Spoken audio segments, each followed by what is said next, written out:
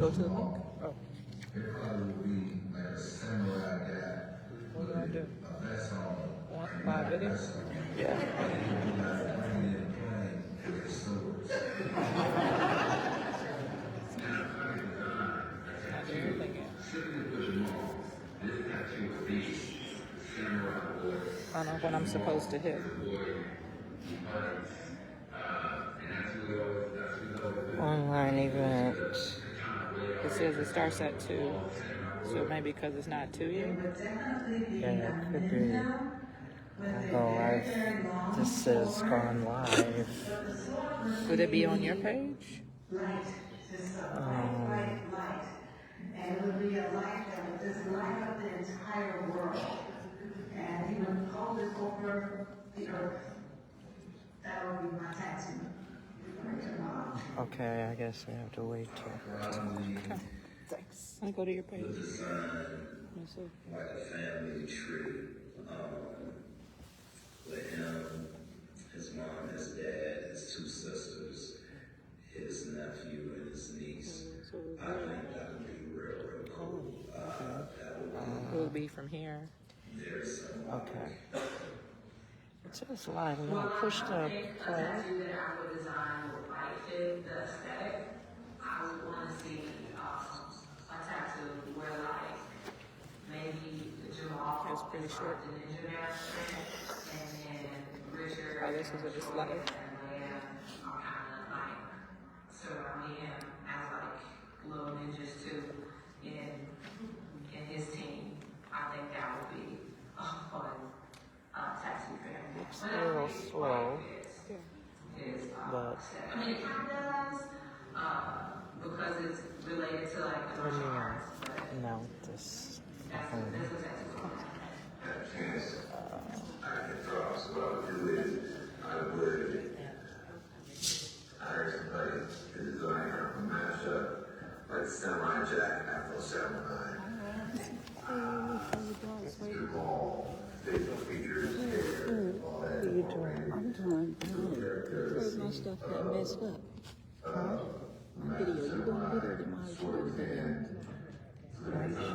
That's what I said. She said she did. She said she messed mine up. It's coming on full time. Well, you had to do yours live then, huh? Didn't even remember what I said. But I business.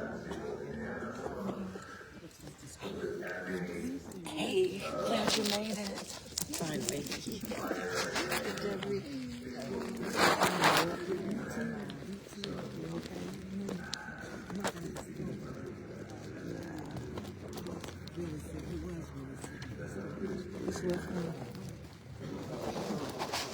Hey, Zuri, you remember me? Not really. Nika.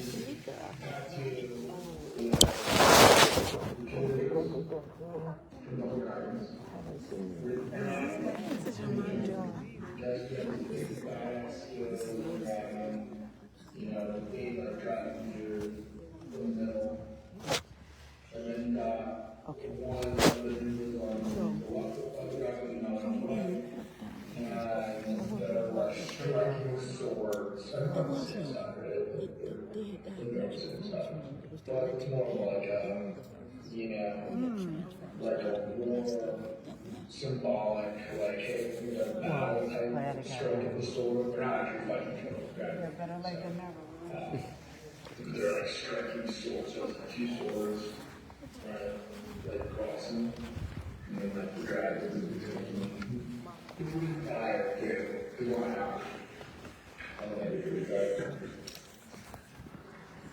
There is a Bushido tattoo that I've been trying to design for 2 many years that I never completed, and it is something definitely that I know that Jamal would absolutely appreciate, and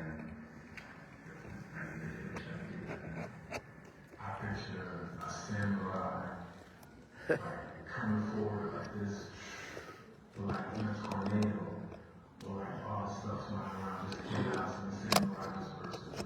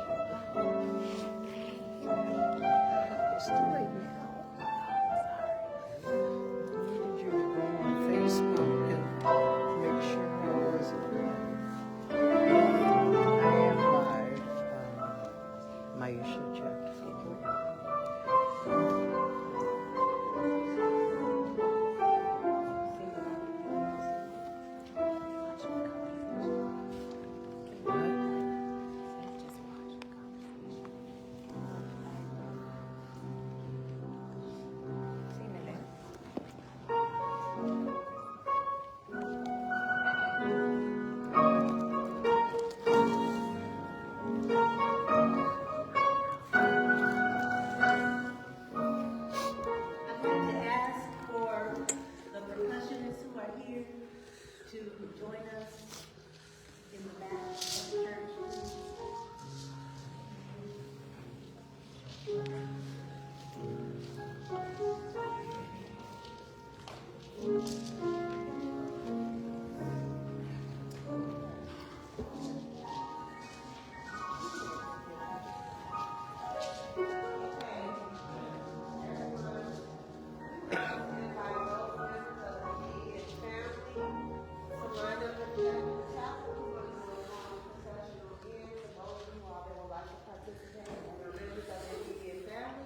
We'd like you to join us at the back of the chapel.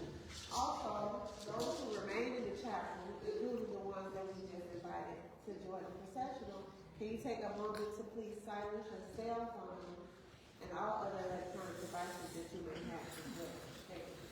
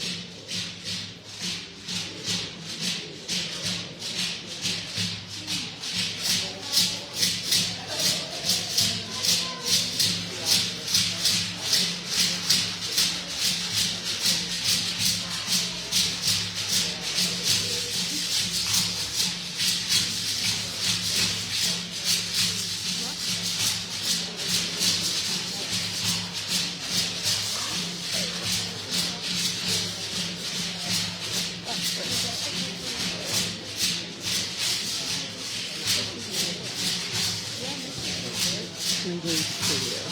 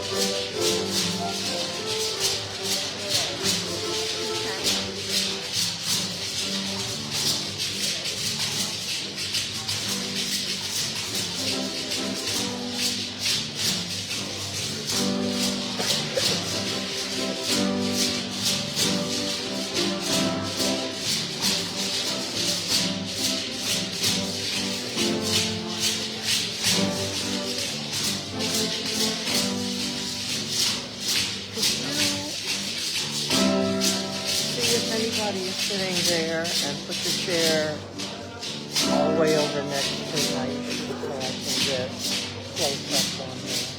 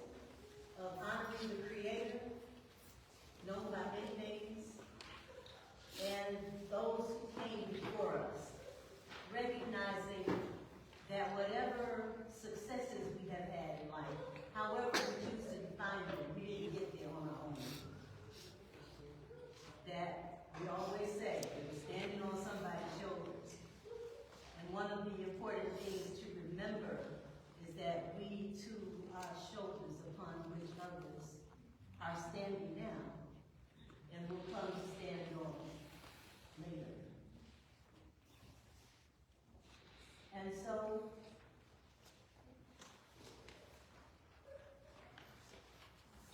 in honor of the Creator Most High, who has blessed us with the gifts of life and breath and family and friends, joy and laughter, and even the tears that we shed. What a gift it is to be able to cry.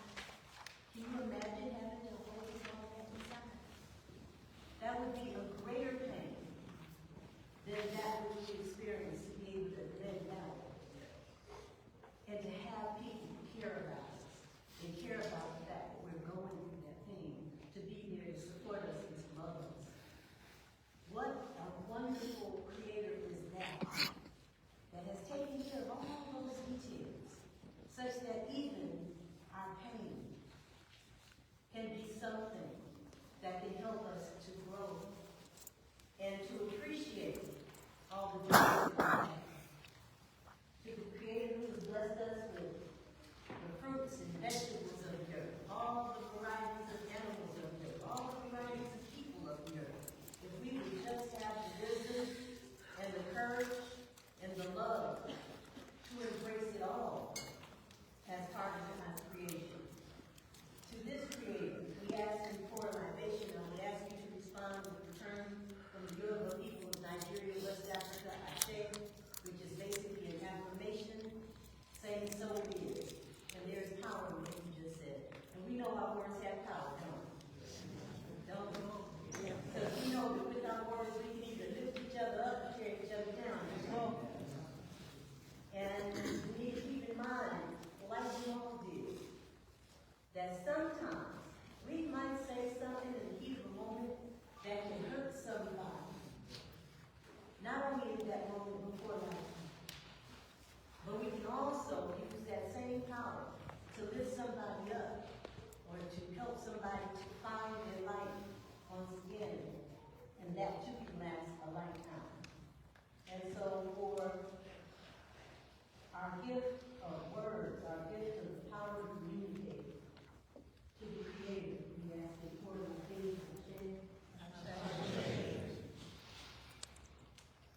to all those ancient ancestors, to those first healers, to those first teachers, to the first architects, agriculturalists, mothers, fathers, brothers, sisters, husbands, lovers, and friends, to those who taught us about the importance of family, of relationships, of the ability to be there for each other, to all of those ancient ones who gave us the rudiments of foundation building so that we could teach our children and so that we could celebrate spirit and the spirit of the divine in the ways in which we are guided ourselves.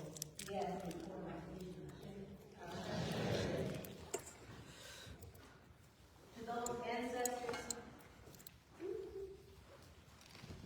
who struggled, especially during the time of the Great Migration, that great tragic migration of the transatlantic slave trade, to those ancestors who demonstrated the kind of strength and determination and love and bravery and ingenuity and genius even to take people who've been thrown together, speaking many different languages, many different cultures, who have come together and somehow had to find a way to communicate with each other, and they did. And did it in such a way that he kept secrets, so that they could escape that horrible situation. That's power. And that's the same kind of power all of us have. So to those ancestors who taught us how to make a way out of nowhere, we ask Him for permission. Now I would ask for the members of the family, especially, if you have it on your heart to mention the names of some of your own family members, your parents, your grandparents, your spouses, your siblings, Uncle Bobo, or whoever you have in your family, speak those names out loud.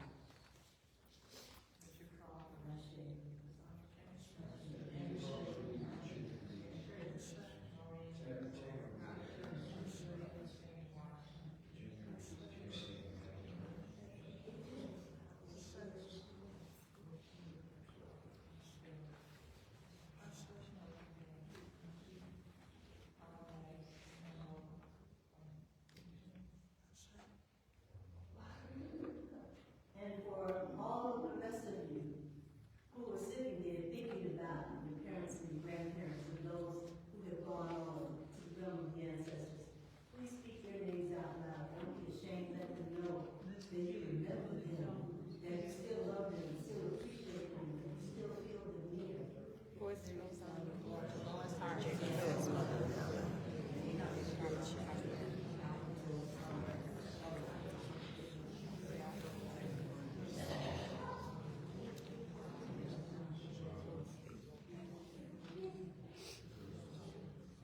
all of these, and to others who still lie on our hearts, whose names have not been spoken.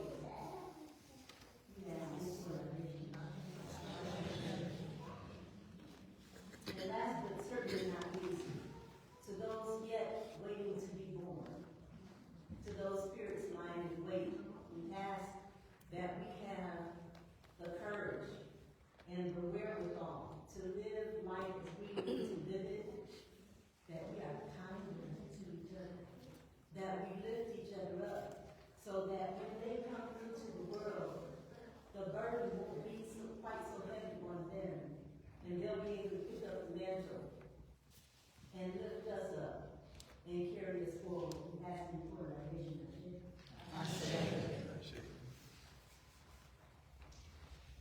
And in reminiscence of the fact that as we pour water to the plant, when we pour water to the ground, when we nurture the earth nurtures us.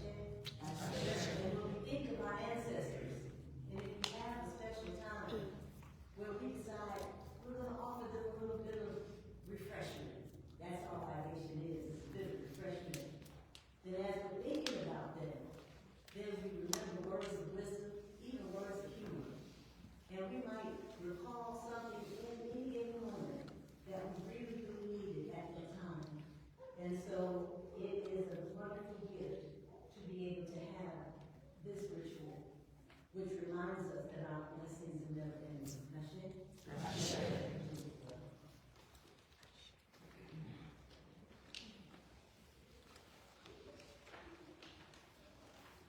My name is Edie Rizal Armstrong, and of the last call, Mom.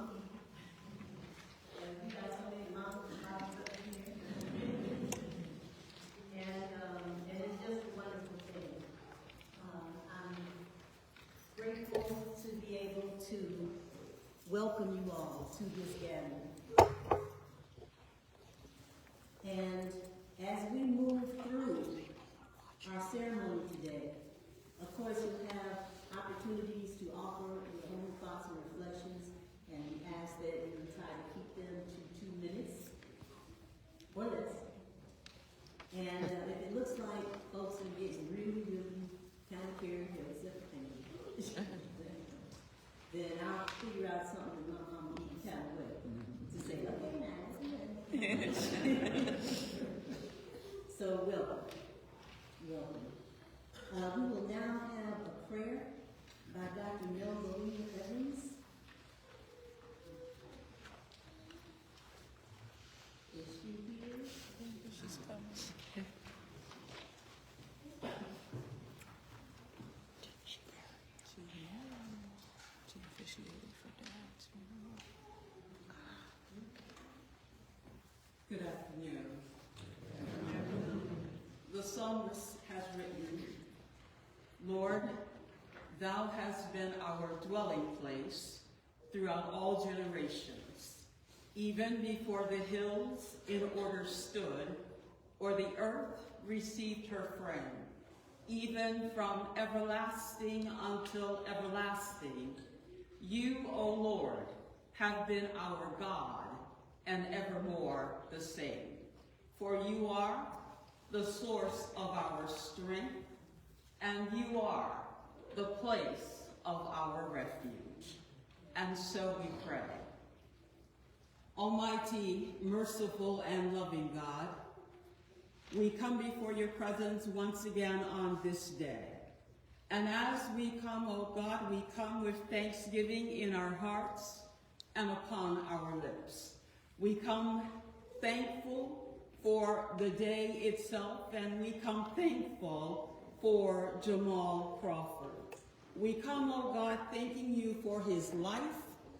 We thank you for the love that he so freely shared. We thank you for the legacy of memories that we hold dear within our hearts and our being. Dear Lord, we come asking that you will allow your Holy Spirit, your presence, to be here in the midst of us even now. Come and sit with us for a while. Come, O God, and speak into our being. Come, Lord, and be with us on this day. Come and bless this family, these loved ones and friends. We pray that you will calm the uneasiness in our spirits, that you will lift us up when we feel downcast, that you will even dry tears from our eyes. Come and bless us with your holy presence even now. We give thanks, and we ask that you will be a source of consolation for us, that you will be here even now. And as we take our leave, that you will still be with each and every one of us. Bless us that as we think of Jamal, that we remember the joy that he shared, that we remember the love in his heart, that we remember the fun that we enjoyed. Be merciful unto us, bless us, and hold us near. For this is the prayer that we offer in the name of Jesus the Christ. And so it is that we say, amen. Amen.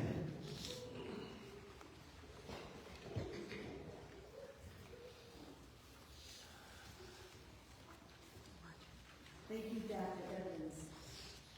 We'll now have a family tribute by Gregory Crawford.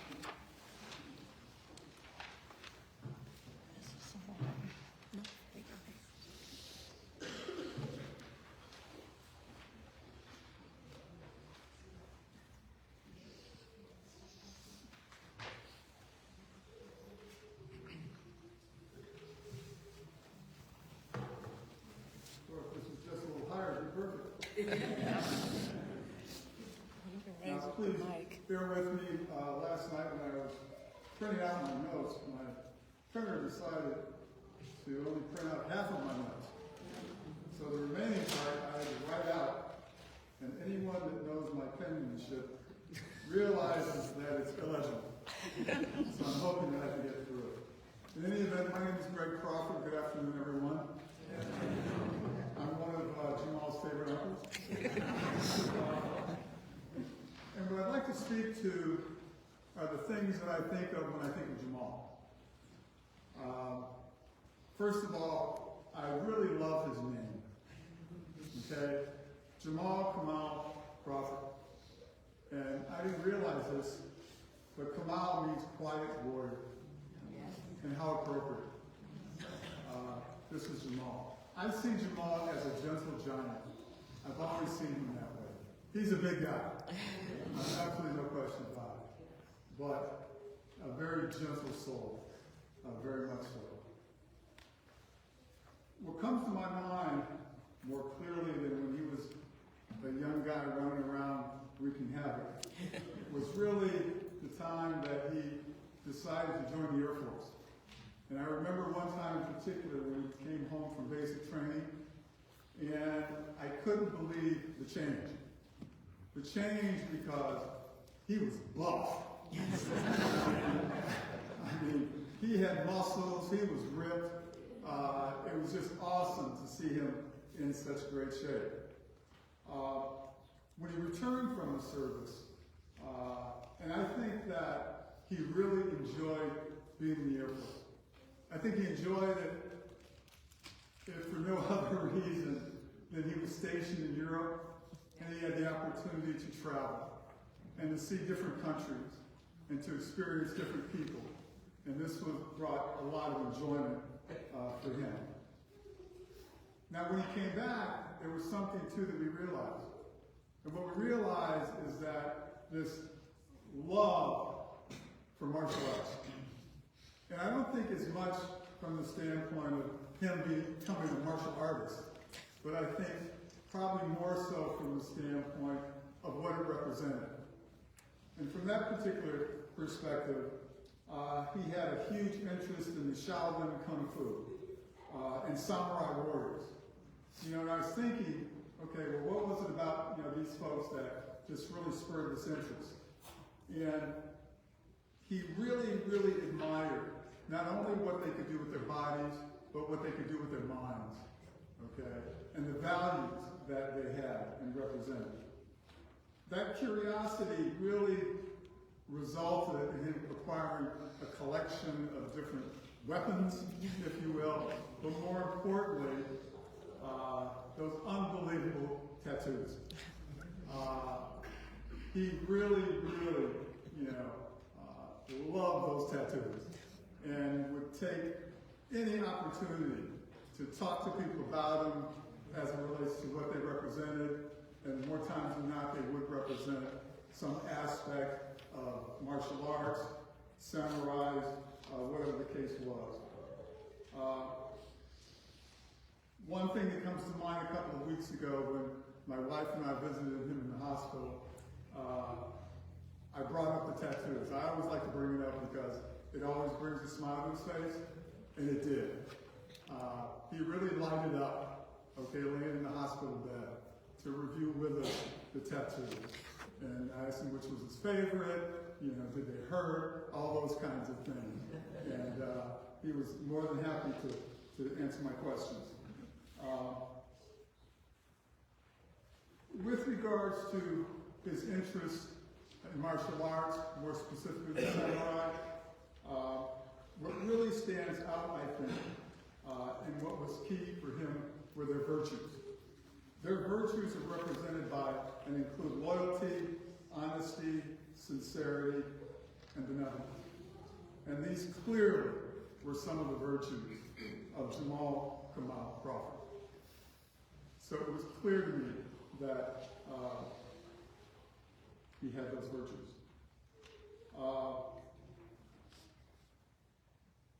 What's also very interesting to me, and with the virtues that he had, why it was able for him to develop such close relationships, okay, particularly with regards to the people that he worked with at United. The family, myself, we are all so very happy with regards to the love that you shared with him, the support. There really aren't words to express what you showed Jamal when he was going through this very, very difficult time. Another thing that I think about when I think of Jamal is when he would come to our house for holiday dinners. As I think it was said in some of the videos here, he never saw a million lights. Okay? But at our house, clearly his favorite meal was our family's recipe for mac and cheese. And again, I think that was stated several times. But I think more importantly, his absolutely favorite item, okay, was French silk pie from Baker Square. And to the extent, one of the things that my wife and I did is that for Christmas, we would always give him his own pie. And I think he really enjoyed it. So, again, when I think of Jamal, I come back to just the love and the support that the folks from T5 gave. Just unbelievable. I have not, in my lifetime, seen such an outpouring of love and respect for anyone. And for that, we really, truly thank you. And finally, when I think of Jamal, I think of him as a quiet soul. A quiet soul that was loved by many and will be forever missed by family and friends.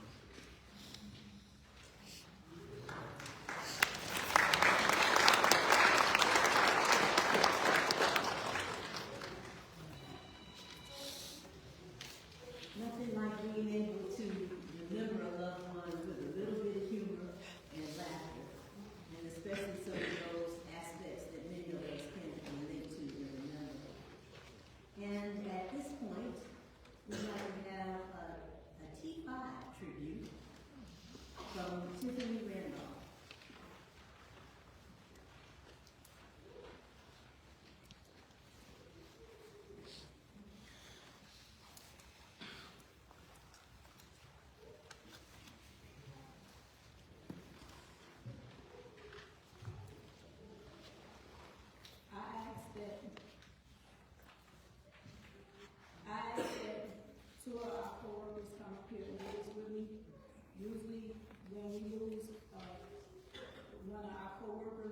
Felicia Rambo always has something. Use the mic. Can you hear me now? I think it's on. Okay. I asked that one of our coworkers, well, two of our coworkers come up here and do it with me. Every time we lose somebody, and one of our coworkers from United, Felicia Rambo always has something beautiful prepared for the family. So I asked that Felicia Rambo please come up here with me. Mary Lou, when I left 3 years ago, you stood and you took my place. So I asked that you please come up here with me.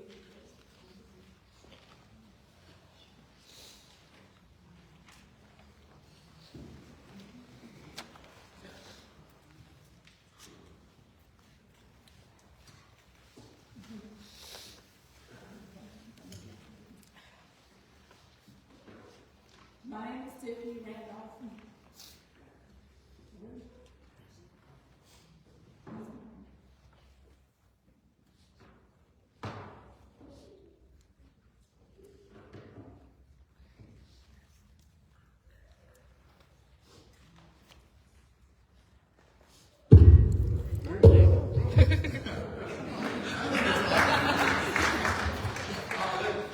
Okay, my name is Tiffany Randolph.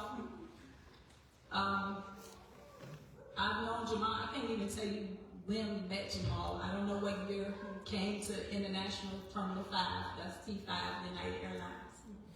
Jamal started off as our co-worker. He turned into our friend, and then he turned into our family. Because at T5, we are family. It doesn't matter if we left our area, came back, or moved away, we always family. We refer to Jamal as Crawford, Crawl Daddy.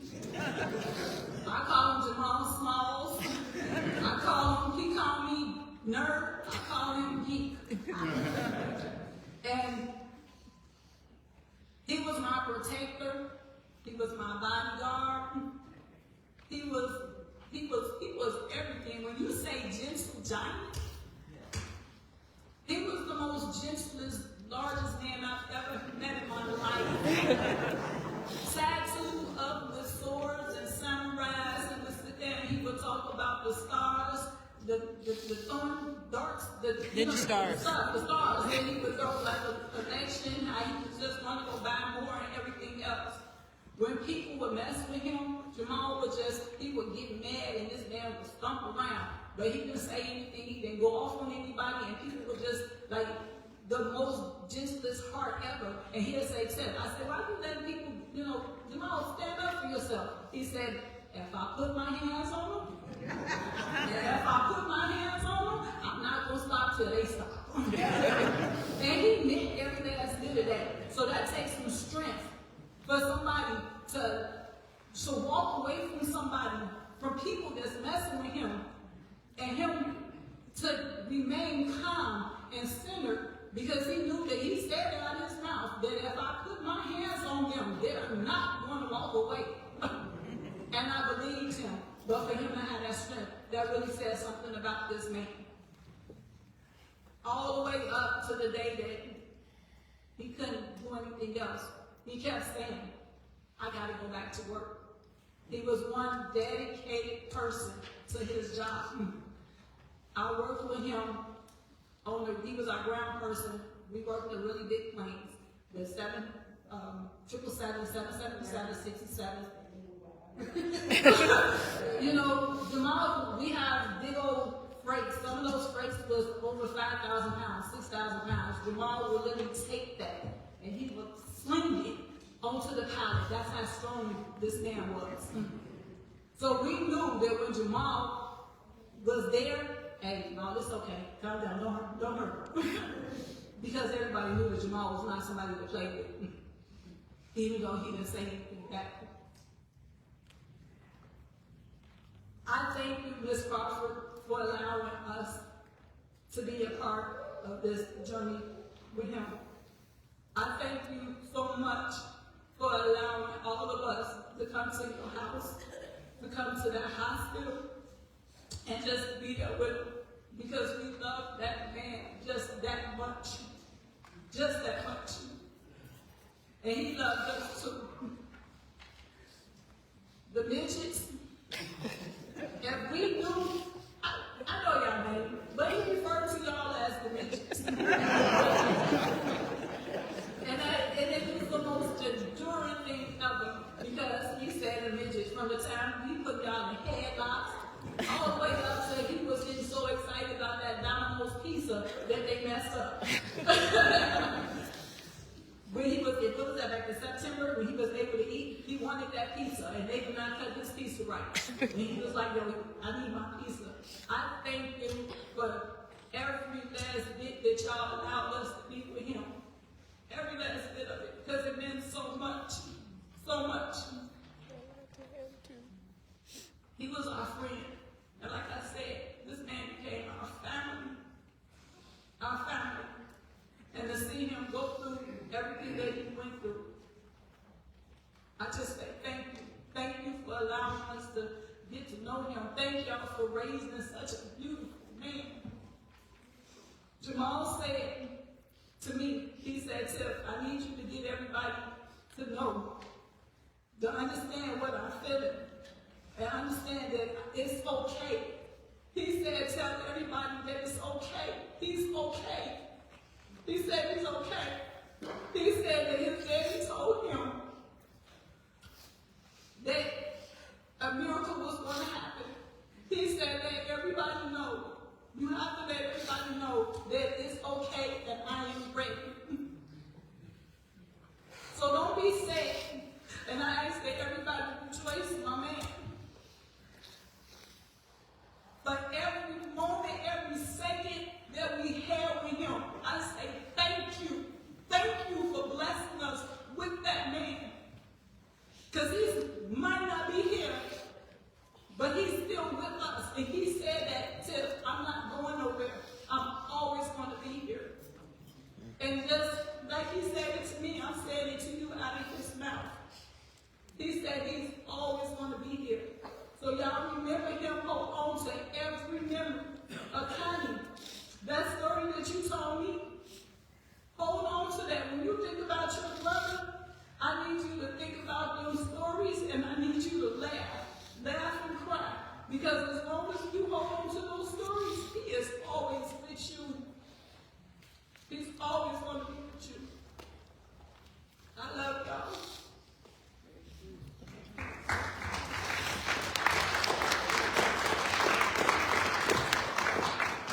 I'm not going to look at you guys and get a little nervous, but my name is Mary Rodan.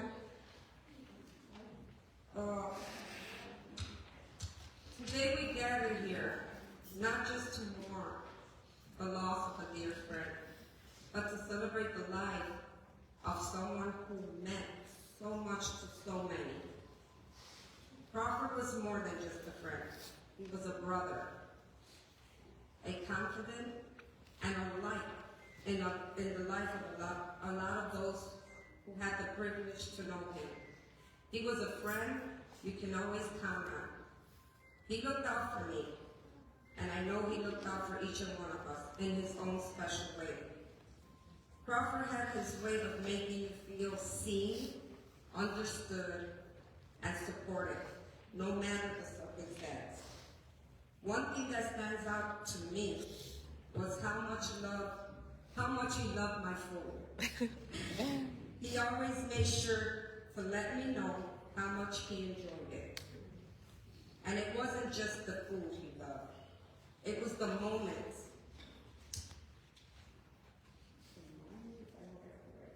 The moments spent together, the laughter, the conversation. It was about the connection. But more than anything, Crawford was a genuine soul. I'm from Puerto Rico. I wasn't wrong. His heart was pure. His kindness knew no bounds. He was someone who truly cared for others, and that kindness never went unnoticed.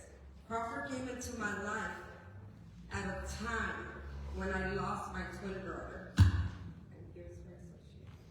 And his presence was a gift I never expected. He stepped in when I needed someone offering support, comfort, and friendship that filled the space I didn't even know I needed filling.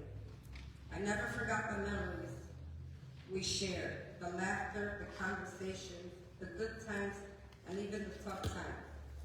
Crawford, you are a light in my life, and I will always be grateful for the time we had together. You may be gone, but your spirit and friendship, your love will live on each and one of us. Rest easy, my brother, and until we meet again, know that you'll always have a place in my heart. My dear friend Crawford, you know how much I love you. How proud I am of the fight that you put up. You didn't give up. You fought like a champion, and you never quit, even when things were tough. God had other plans for you, and as hard as life is, we can't question His will. Now you're resting in paradise with the Lord and with your father, Mr. Crawford, by your side, holding his hand like we talked about. Only God knows how much I'm going to miss you. But like you always said, friends forever until we meet again. I will carry that with me always. Rest in peace, my friend, until we meet again. I want to thank Marisol for taking time to make it happen. I was going through my own situation, and Crawford left work in August.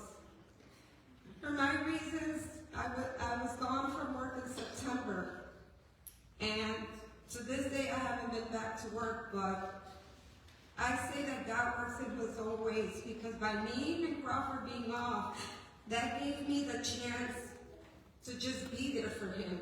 Didn't matter the time. It didn't matter the phone calls. I'm going to miss the phone calls the most.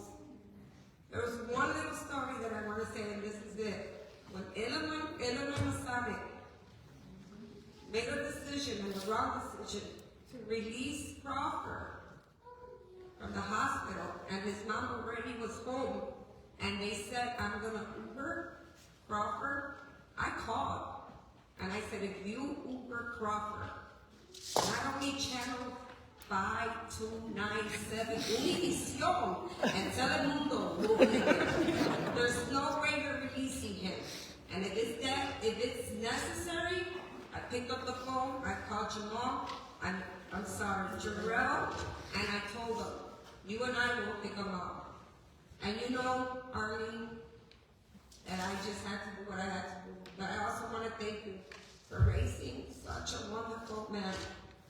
And to the sisters, we love you. We had conversations with everyone. And I'm truly going to miss him. I don't know my reaction when I go back to work, but he's going to be missed a lot. He even called my grandkids Uncle. My grandkids called him Uncle Crawford. He stood 5 days with me in my house, and it was the best meeting ever. Breakfast, lunch, and dinner. But here he had me doing that for him, and I did it from the bottom of my heart. He is truly going to be there.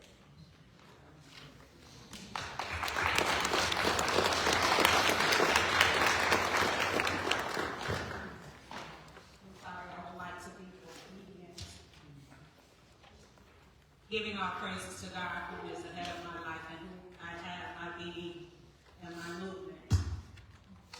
I bring you greetings from the Mount Hermon Missionary Baptist Church, but I stand before you on behalf of United Airlines.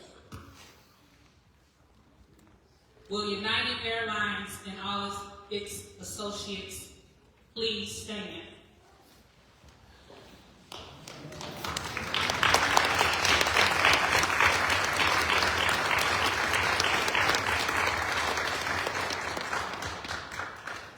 To the Crawford family, please know that the United family is surrounding you right now.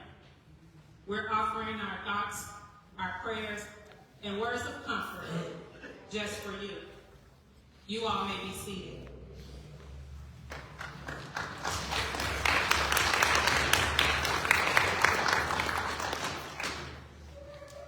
Let's start where it all began. United, January 8, 2007. United means join together for a common purpose or a feeling. What is our purpose on today?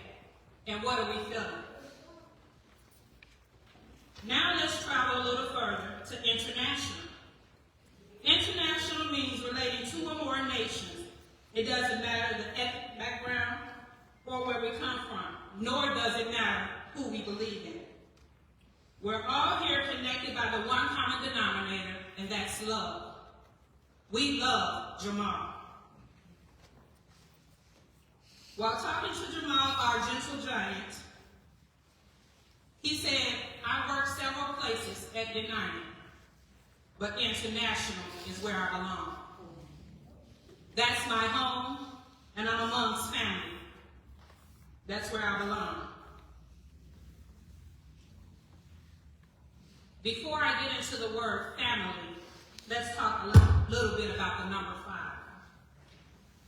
5, as in T5.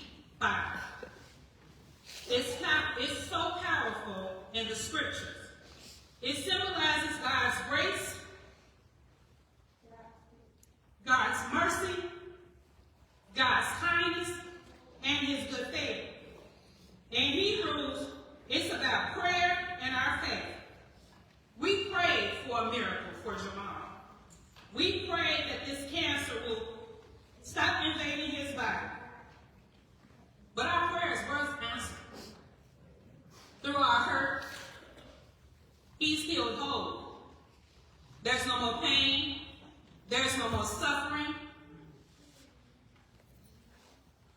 And we can have our memories to reflect on. Those memories carry us through day after day.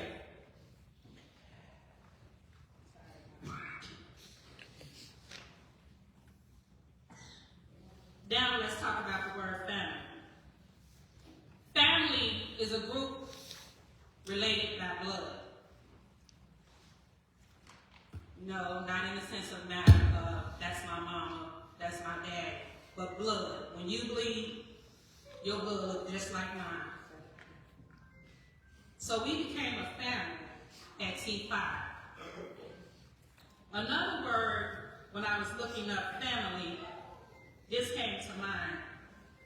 And it simply says, family means having someone to love you unconditionally, in spite of you and your shortcomings. Family is loving and supporting one another, even when it's not easy to do so. How many of your family members is hard to love? It's being the best person you could be so that you may inspire the ones around you. Family doesn't see a color, doesn't see a race, it doesn't see a creed, nor does it see a culture. It's love. That's what family is. Will the T5 family gather around me again, holding hands, one to another? T5, International, United, please come up.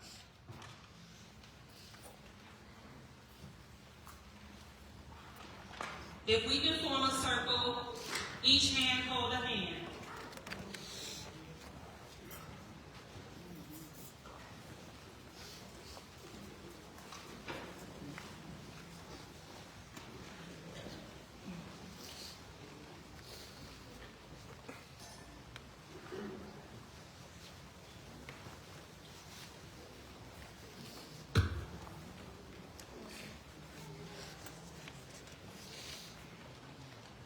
We are United, International, T5 family.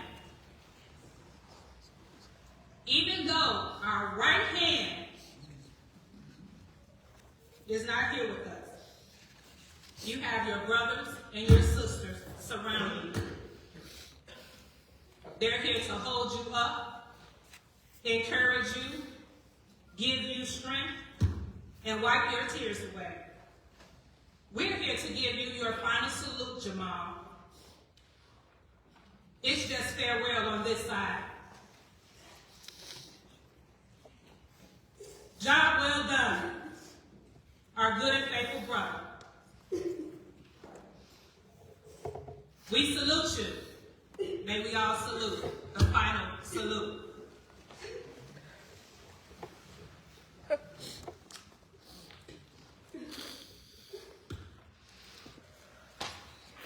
We thank you and we love you. The United T-Fast family.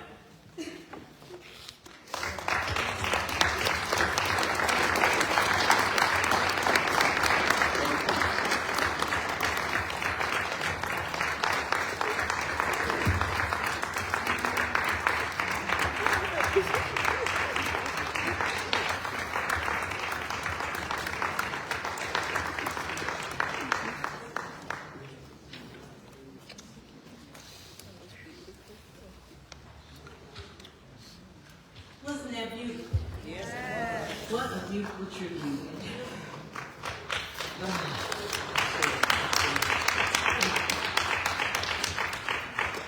And now we're going to have the obituary reading. No, music. Music. Music. Okay. Music. All right. Theo. This is a dear brother, Theophilus Reed, who, come on. Theophilus is always there. Talented, wonderful brother who's been a stalwart member of the community. Thank you, Theo, for being here with us again today. Thank you for that gracious introduction on the evening. And I just want to say before I get started to my Gemini sister Artie, that I've known for well over 50 years, before Jamal, before Maisha, before Connie, and to the rest of the family, I give my sincerest condolences. But as you know, everything must change. Nothing stays the same. Yes, everything must change.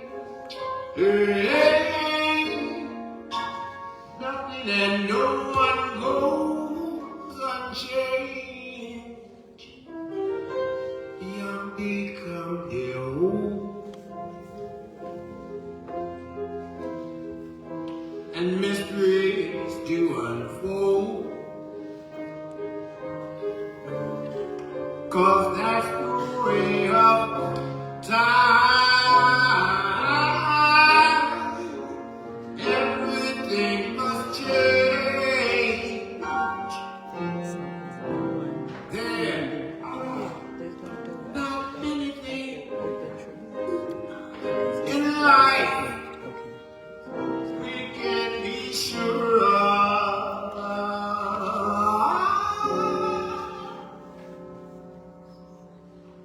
Except rain comes from the cloud, sun lights up the sky, and hummingbirds do fly.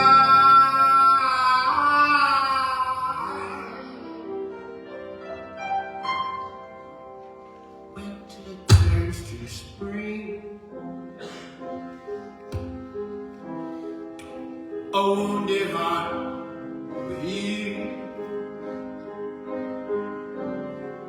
but never much too soon.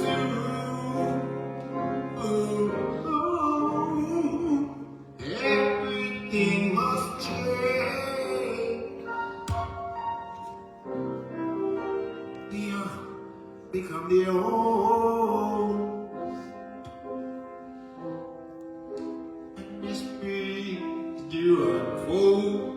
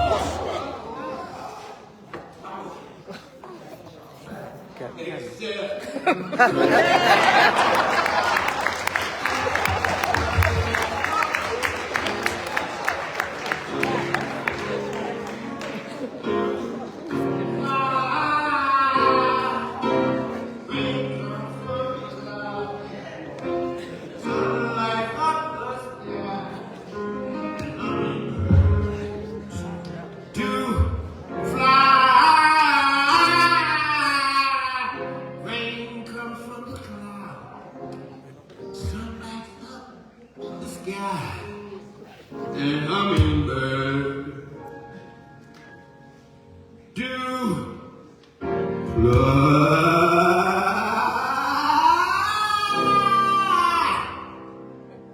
Everything must change.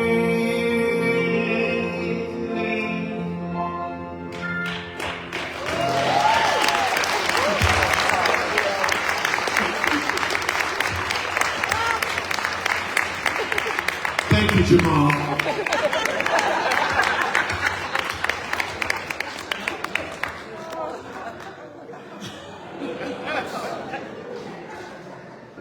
But Jamal, to have been raised in a community like this, that had that kind of determination, do you wonder about his work ethic?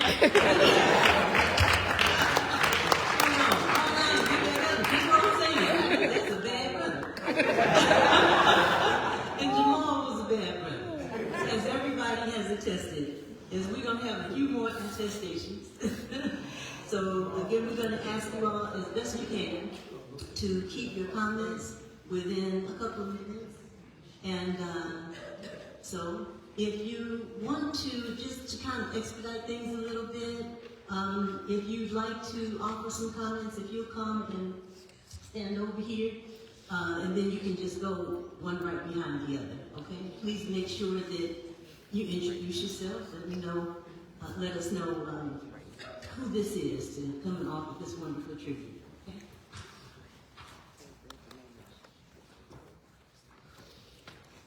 I am CT, worked with Crawford for the past 20 years. I have to forgive me because I've yet to make it through this without breaking down. Go for that. And I was an actor for many years, and I decided to put myself back in 2020. And a lot has to do with him. Please bear with me. She knows it.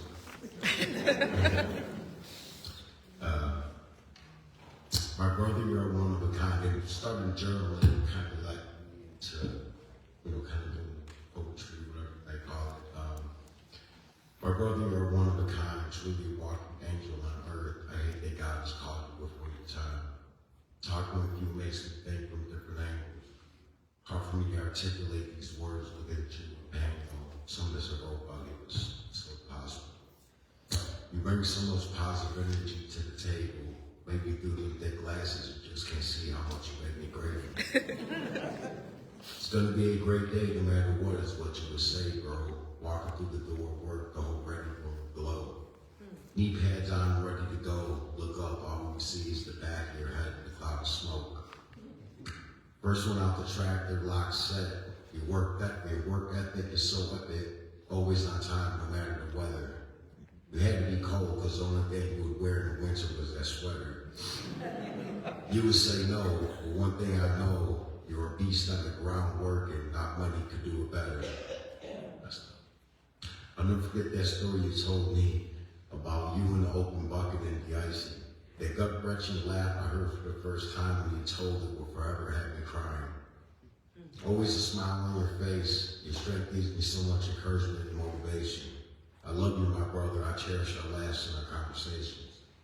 I'm still waiting for the day we hop on a plane, travel first class to the smiling faces of Asia. All the pretty ladies try out some sushi, hit the market, buy a few samurai blades, knowing you some video games. Get your legs tatted and finish your back piece. I'm sure they're gonna miss watching you talk smack about having no night with Jesse.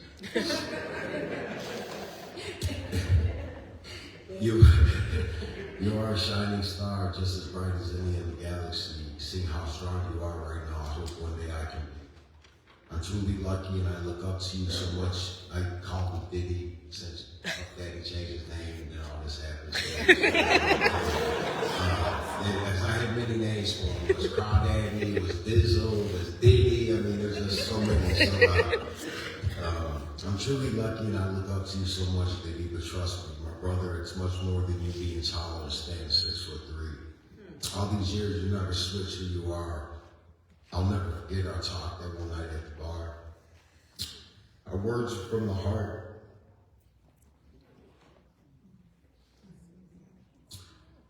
Our words from the heart. Our bond became stronger than ever, and now my heart feels torn apart. When you took your shirt off after having a few of me as barbecue, I looked up and you were running 300 yards to the woods. I said, oh no, look at him go, what did we do? It was all fun and I knew you trusted us enough to be comfortable to do it. Seeing you cuss and put on a show like you and Richard Pryor. You have so many qualities as a man that I desire. Patience, wisdom, understanding is just the start of that journey. And because of you, I've been my life is fresh like the smell of a new car. And what I mean is I will find the positive in the bad, treat my body better, and go to the doctor. Pray, start going to church, keep on my faith to make sure I'm like you, never hateful. You had a huge effect on me, and I'm forever thankful for the words of advice you gave me the times when I wasn't being grateful. I confide in you so much, I'm not gonna lie. I miss your hand on my shoulder when we talk, even though I would make jokes about your hands being hot all the time. I knew I would have you stumped on a question when I asked it, because you would start to lick your lips before you answered. Watching these videos of you dancing brings tears to my eyes, shaking that head, moving the groove, and doing that let you slide. These memories always reside inside my mind. For damn near 20 years, I told everyone that's my guy. I know I'm sitting here teary-eyed is something you wouldn't want, but how can we not, knowing the world lost more than just something? Love meeting and getting to know your family, mother and sisters. Glad I got to see the love they have for you is something to witness. I love you, my brother. I hope I get first class in the friendly skies like I know you did on the way to meet the Most High. One time I just had to say this. I looked at him in the writing room. I said, "Honey, man, I love you, man. You're my brother." And he looked at me and goes, "You're my boy." So ever since then, I gave him crap. Like, you can't say you love me in front of people. You know? And just another quick one that popped in my mind while I was over here, because I was going through one day, might be like one of his barbecues or whatever, and I'm going through looking at the pictures, and every single picture, Jamal Crawford, heart, 37 pictures in the photo, heart. I get curious, I go back in my Facebook and I look at my past posts with pictures. Nothing. So I gave him crap when you believed that little itty bitty posts or anything I've made since then, he made sure he hearted it. So, this man meant a lot to me. I knew that I cared for him. I knew I loved him. I just didn't know he had the impact on me like this. Thank you.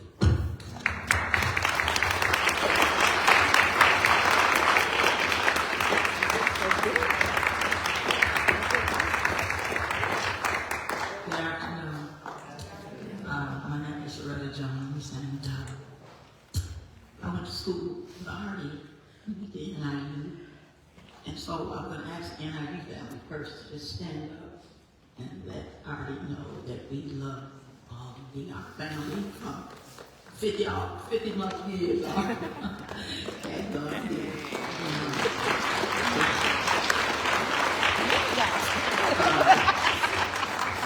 And we all love Jamal. And I actually went to a service for a friend from NIU that passed. I tell you this story because the minister had an analogy that has stayed with me through every time that everyone ever that I has passed. So I'm going to share it with the family.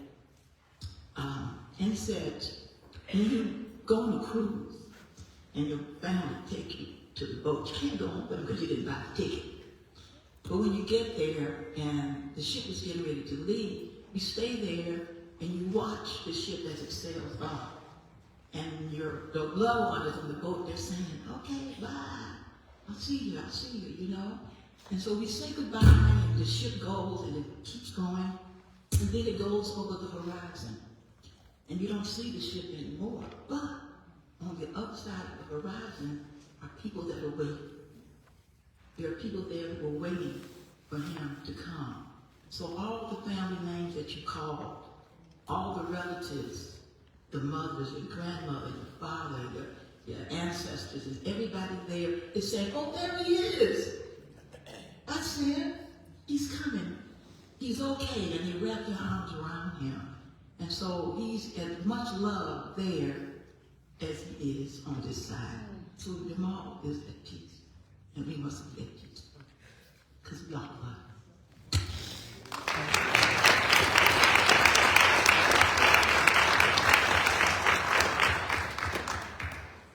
Hello, my name is Crawford. I'm the other uncle. I just want to share two quick things with you. The first one, this is for you, Uncle, and I did not share this with you. I got a chance to spend, as you know, a whole day with Jamal a few weeks ago. 10 hours together, just he and I. And during that conversation, he doesn't, he's not always big and boisterous in terms of talking. Sometimes he's very quiet. But out of nowhere, he decided to say, Marlon, I really miss my father's macaroni and cheese, hash browns, and egg salad. And I've been taking comfort in the last week knowing that every morning, your husband, Brother Richard, and Jamal are having breakfast together. Second, really quickly, for the United People, special recognition for you guys. It is just outstanding that you're here. I have two M United, 34 years retired. I've never been proud. Thank you.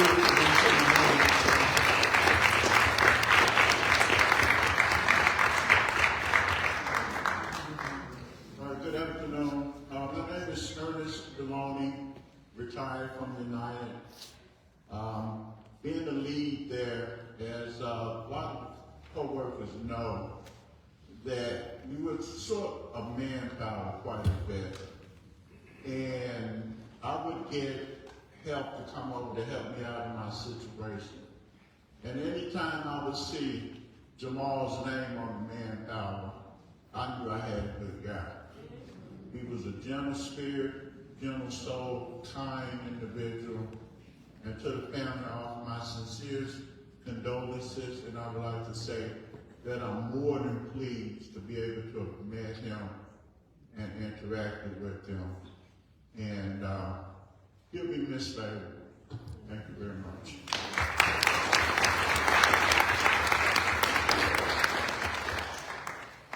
How you doing? I'm Brian. I'm from United too.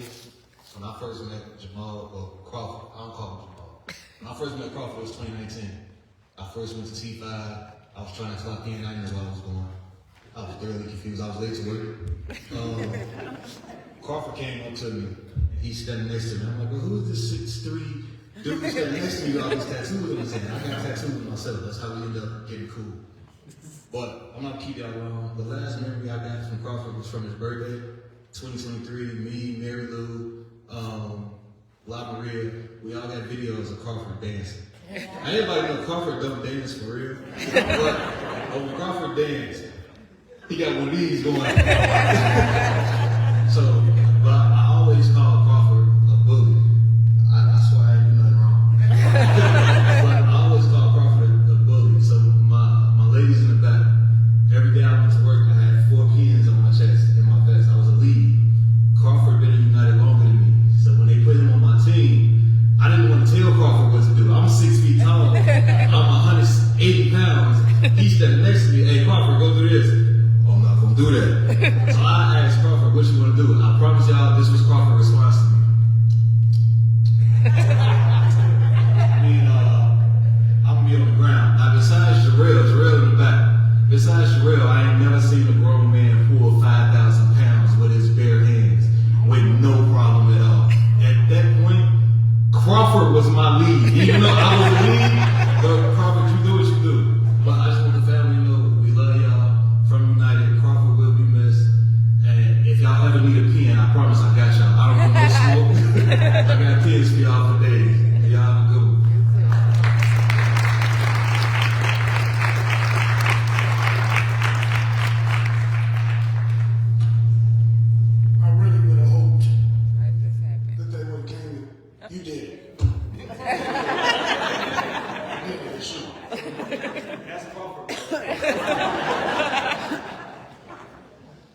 all know me, I'm Armando.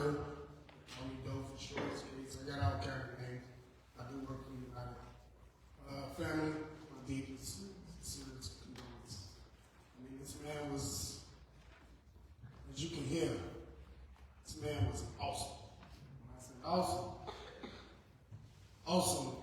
If it was a better word, if it was a better word, that would be awesome. We had our own special thing, as all y'all know. My own special word for him, which I will not say. Because that was between us. It's on the back.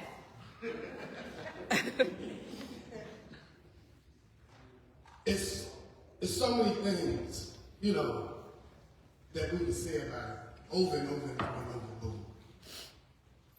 But one is that you raised one hell of a man.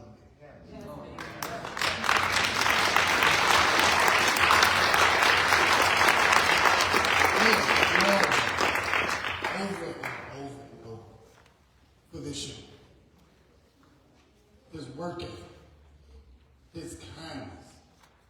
You would never think when he walked in a room that this man would be gentle as he was. Now don't get it mixed. I teased him. I was the one that teased him, beat up on him. You know, I fought him all the time.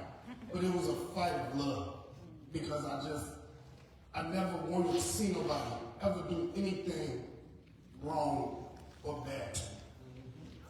Because he didn't deserve it no matter how quiet. Family, y'all, our family too. And we love you.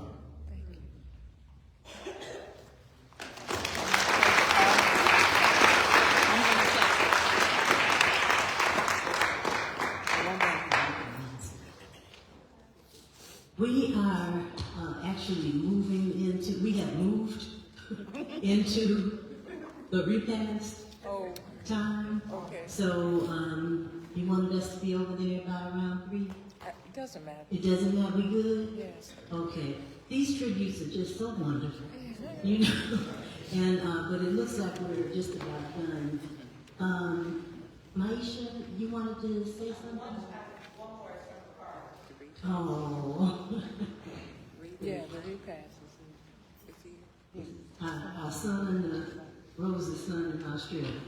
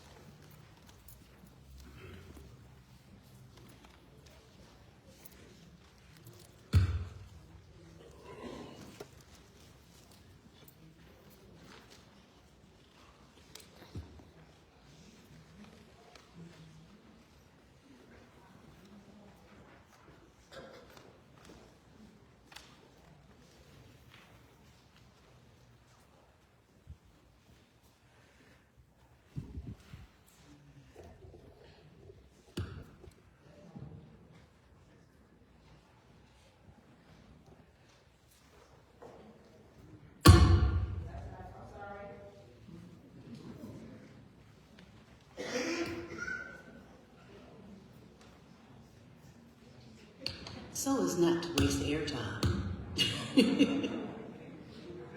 Bakari was about as close to Jamal as a brother, if you call them brothers from another mama. And Bakari has been living, for those of you who don't know, in Australia for a good number of years. And they've remained very closely bonded, so it's a special treat to be able to hear from him.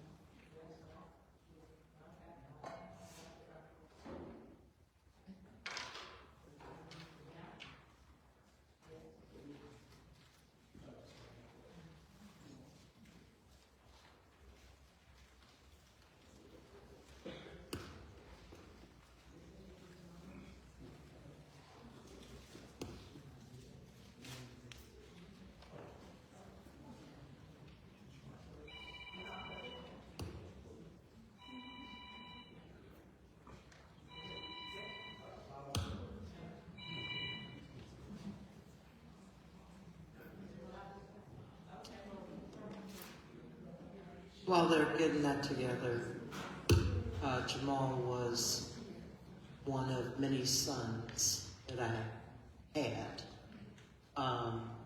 One of many sons that our community, our village raised and educated and nurtured. Kari lives in Australia. He's been there about 12 years now. But he made it a point every year to come home during his birthday.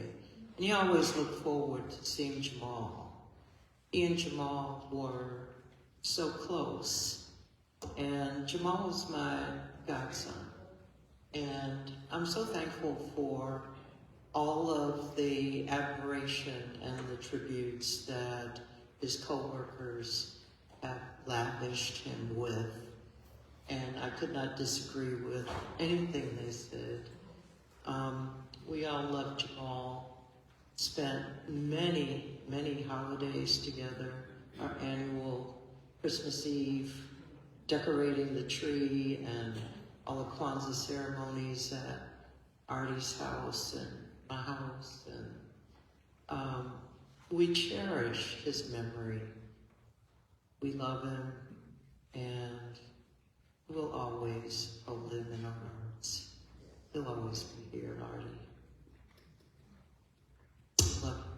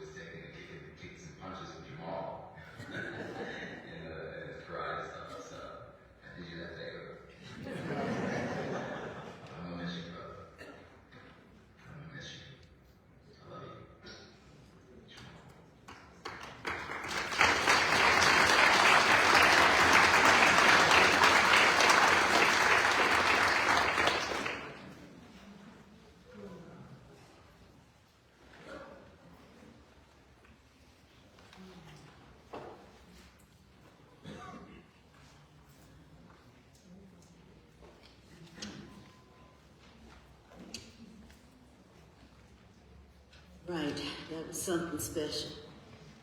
So now we will have the obituary reading by Jamal.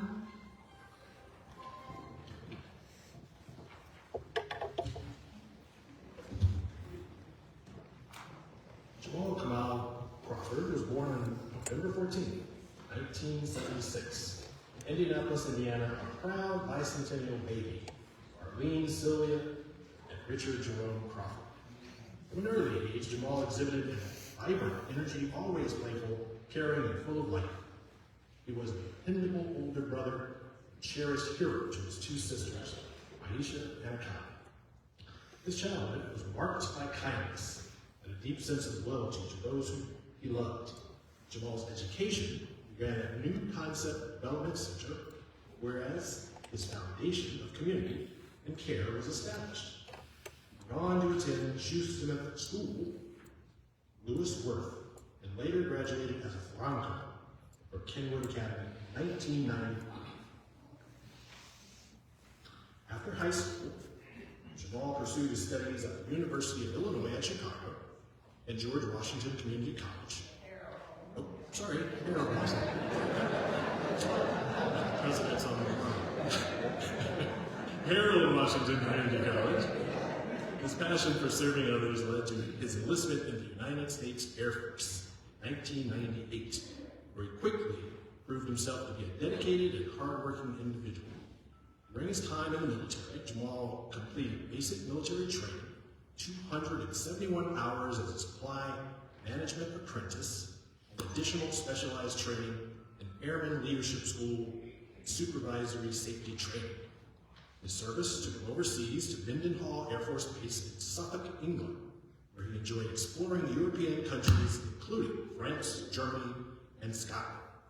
Throughout his time in the Air Force, Jamal's commitment and discipline earned him numerous accolades, including Air Force Achievement Medal, Air Force Training Ribbon, Air Force Overseas Long Tour Ribbon, Air Force Longevity Service Award with Bronze Oak Leaf Cluster, National Defense Service Oak Medal, and the NCO Professional Military Education Ribbon.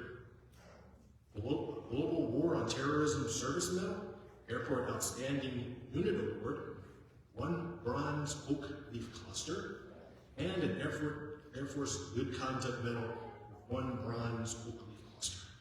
After serving honorably for 8 years as a supply management journeyman, Jamal was discharged in 2006 at the rank of Staff Sergeant.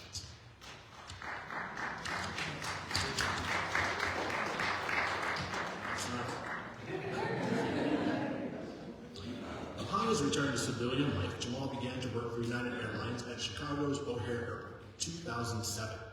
He was known for his unwavering work ethic, his dedication to doing the job right, no matter what the circumstances. As a ramp serviceman in the International Terminal, T5, Jamal became the go-to person for setting up each flight, often taking on the most physically demanding whether it was in extreme cold, rain, or heat. His friend and colleague, Mary Lou Roldan, shared, "It was teamwork, but Jamal didn't sit around. He jumped in, getting things ready for the trip. He did everything by the book. His job was excellent. He was the strength of our team." T5 crew came to call him Crawdaddy, admired Jamal's humility and relentless spirit. For 18 years, Jamal not only excelled at his role, but also was an integral part of the United Airlines family, forming lasting friendships more like family than colleagues. Jamal's impact, not only in his work, also in how he treated others. His caring nature, strong sense of duty, unwavering reliability made him a pillar of support to his family, friends, and coworkers. Those who knew him appreciated his quiet warrior spirit. Jamal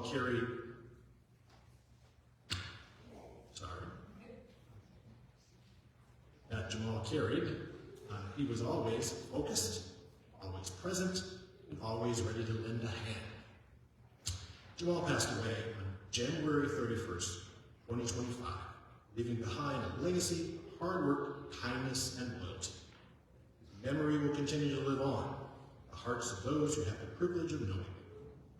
He leaves to cherish his memory his mother, Arlene, his sisters, Aisha Key, husband Adam, Jean Noreen and Connie, nephew Richard Crawford, his nieces, Toya, Elazar, and Leah Key, his uncles, Richard Turner, wife Bernadine, Gregory Crawford, wife Michelle, and Marlon Crawford, wife Caroline. His cousins, Adam Turner, Andre Crawford, wife Jenna, a host of beloved friends and family.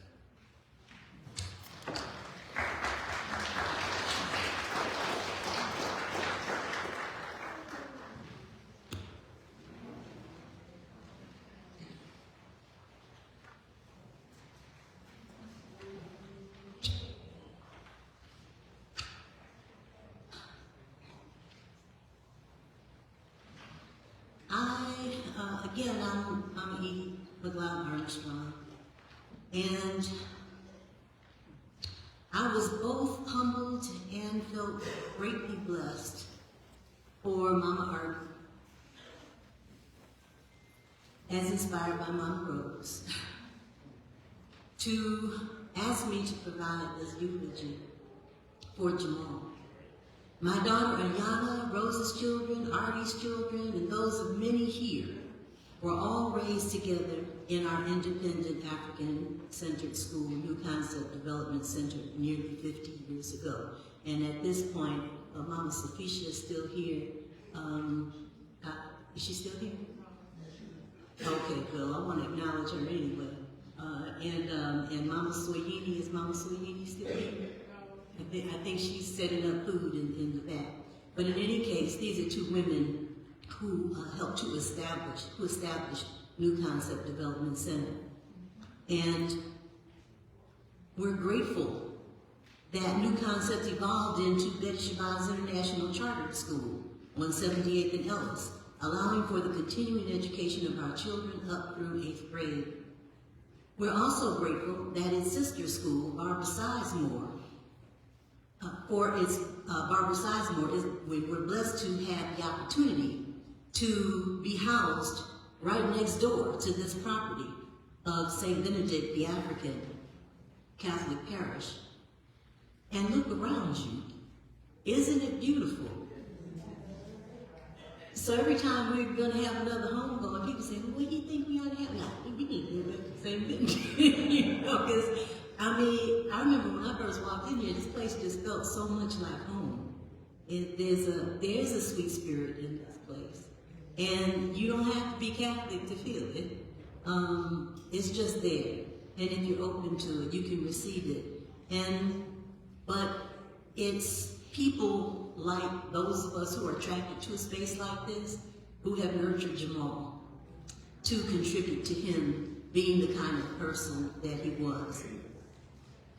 Now, rather than, and I need to give special thanks to Father David Jones, the pastor of this church, who has hosted us for several homegoings and other cultural events as well.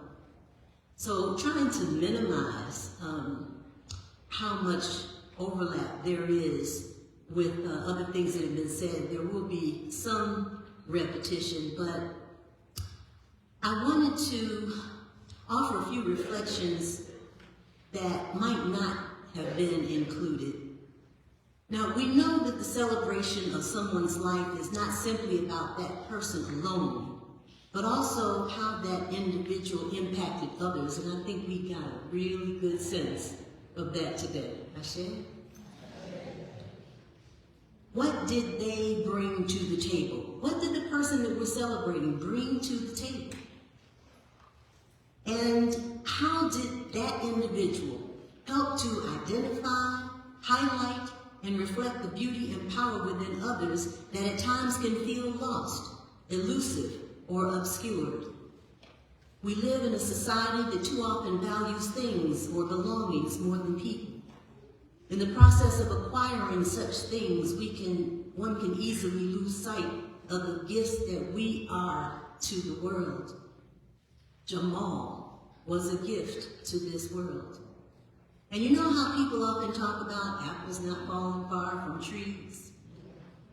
We have had mighty trees among us for generations. Our parents, our grandparents, whether or not we even were blessed to know them, and other family members and friends and people we may have never known, have nurtured and sustained us.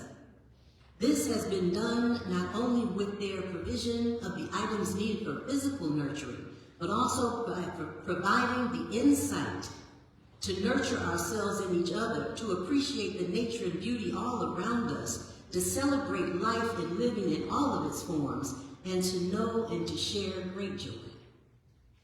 These are activities that Jamal engaged in. Jamal was a nurturer.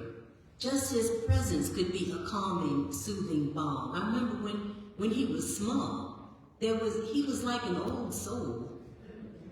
And he could be that calming, soothing balm.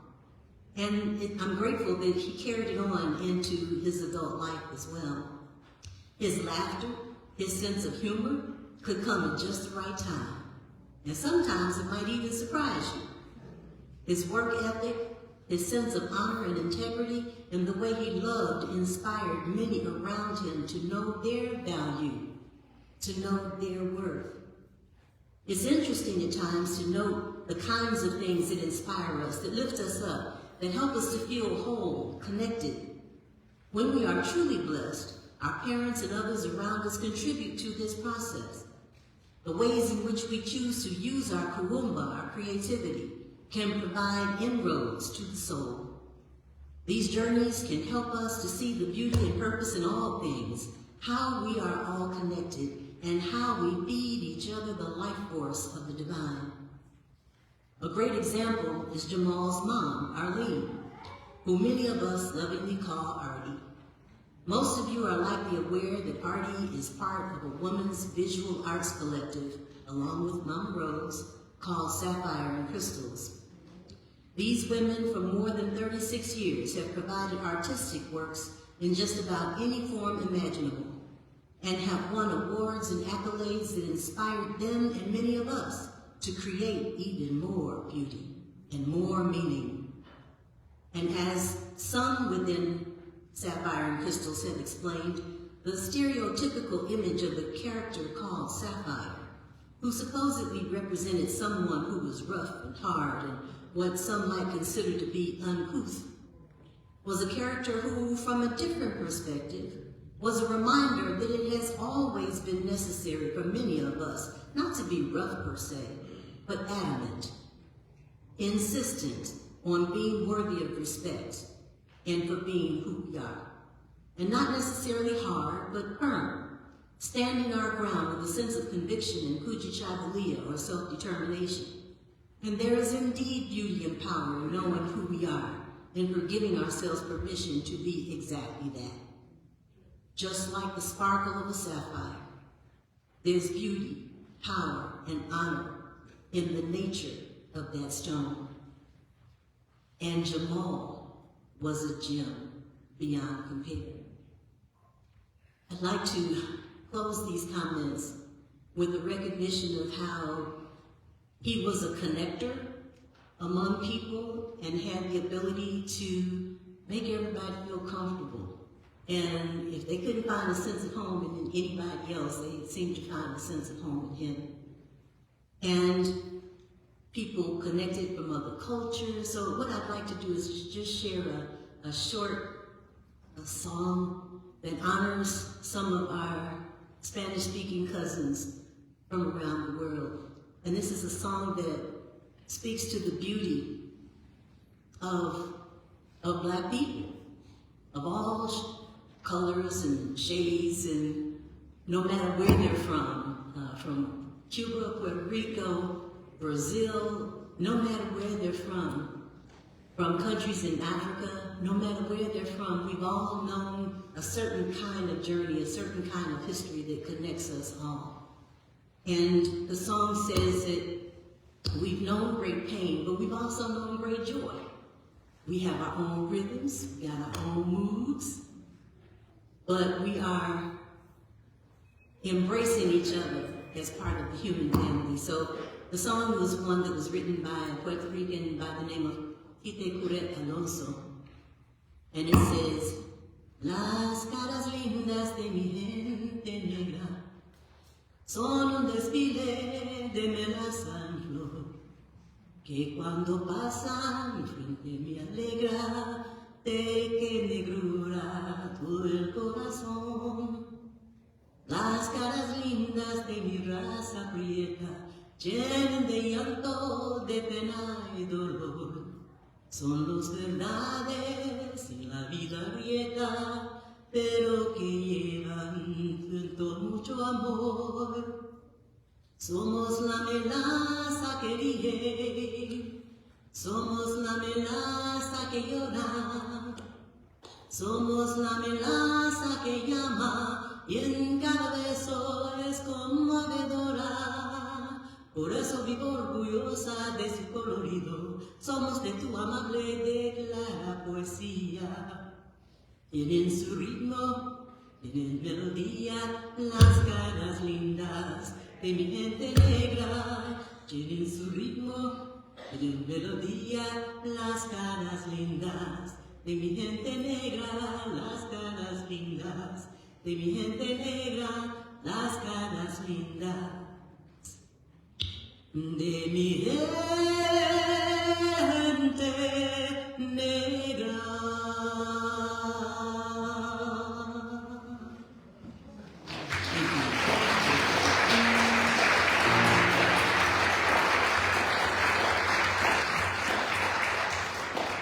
Well, it's almost time to eat, y'all.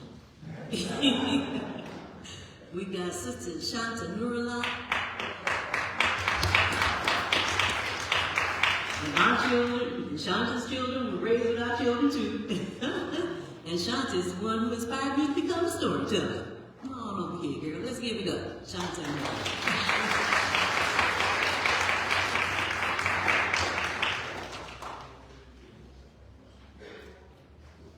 I want to say thank you to family asking me to be part of the celebration. I'm going to ask all of you to help me out. Have a little chant in the Kiswahili language, which we used at Concept Development Center. Just 2 words, Asante Sana. Thank you very much, is what we say in Kiswahili. Asante Sana, Asante Sana, Asante Sana, Asante Sana. So what we're expressing is gratitude. We have a lot to be thankful for. We're thankful for Jamal and all that he brought us. We're thankful for each other, for this day and this life, for our community, our families.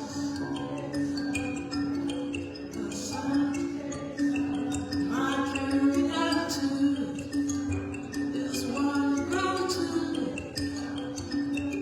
The blessings that come my way, for the Creator and my understanding.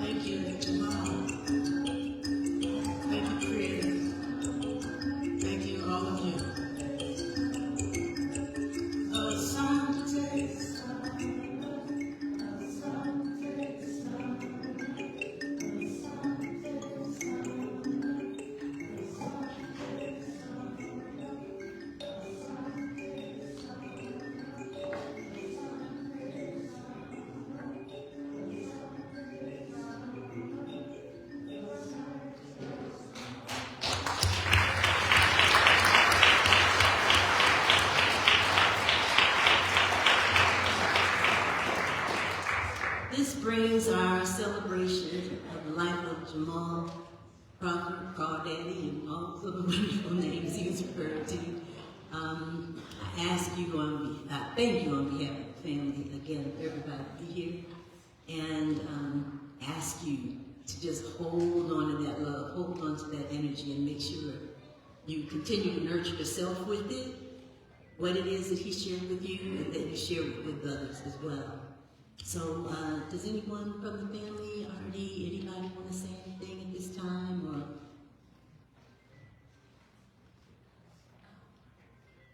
Right. Let's give it up, Artie. Come on.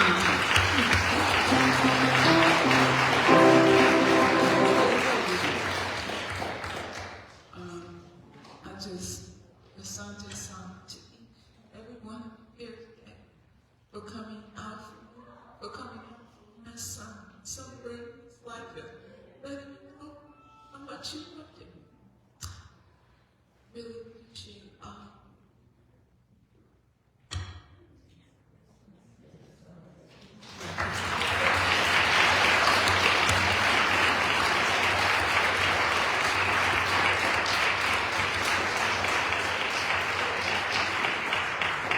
Okay, so we can now dismiss for the meal hold. Yes?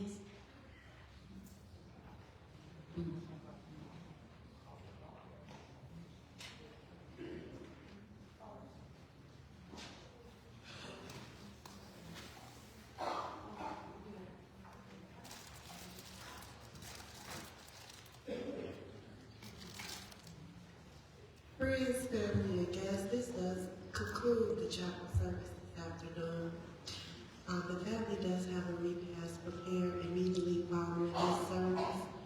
However, the interment will be tomorrow. We are going to Lincoln Cemetery, but the entrance, we're going to line up with the entrance of Beverly Cemetery. That will be at 10:30, and we will process in the cemetery at 11 o'clock for those of you all that would like to join the family tomorrow for the interment at the cemetery. At this time, can we 123rd Kent. It's also printed inside the programs as well. At this time, can we have the 6 designated pallbearers to come forward to assist us with the casket?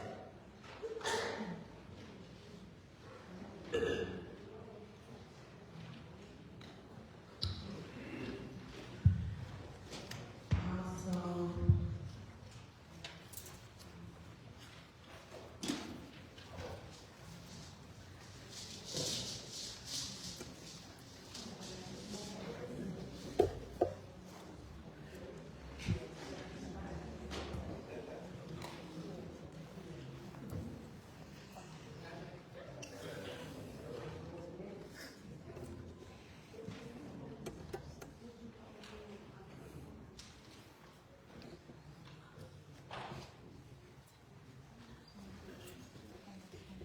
at this time, can everyone please stand?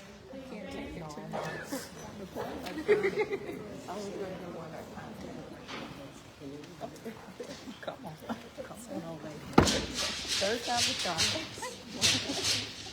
Fourth time you want to do closing prayer. What you got?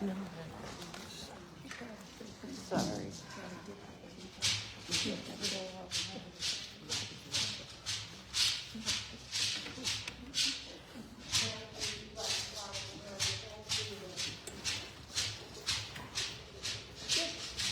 Before you go, to get into the repast, so if once you go up and around,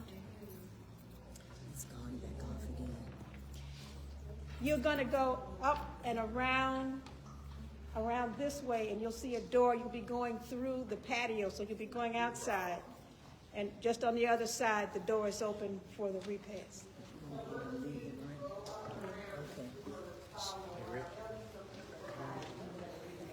Okay. Awesome. Thank you so much. And incidentally, that was Mama Sapisha, who I was trying to credit for New Concept Development Center. But let us offer a prayer over our brother Jamal Crawford. And in the prayer,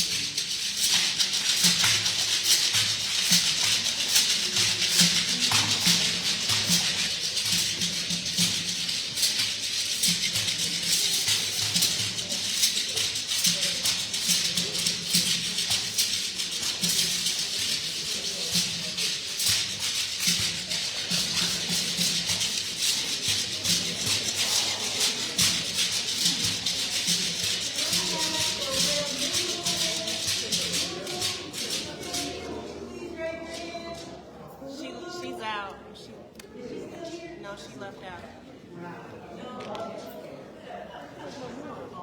Who was that?